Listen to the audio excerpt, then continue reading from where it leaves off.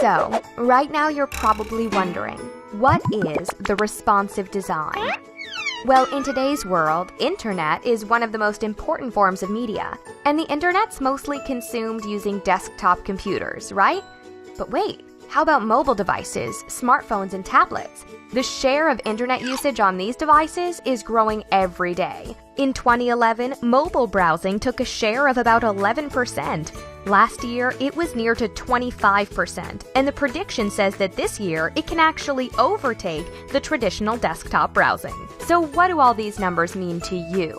Well, it means that if you don't want to lose any potential clients, then you need a great-looking website which is also optimized for mobile browsing.